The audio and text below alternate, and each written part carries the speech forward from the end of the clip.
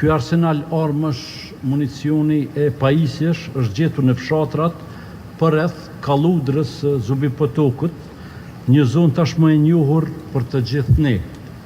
Pikrisht aty ku gjatë javëve të fundit janë zbuluar 3 varreza masive në të cilat janë gjetur mbetje mortore të 23 persona.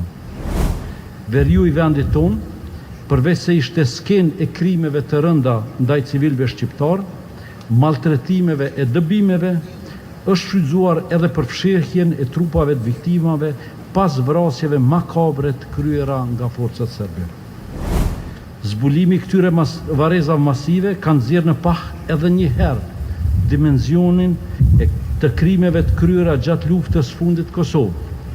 Jenë gjetur gjithashtu edhe shumë pajisje tjera ushtarake, që të mos i numërojmë gjitha, thika ushtarake Gazmoska, 10 pal gylbi, radiolidhje, mbush për radio, sëpota ushtarake, orka duri për municione dhe njëtë tjera luftarake të cilat janë konfiskuar.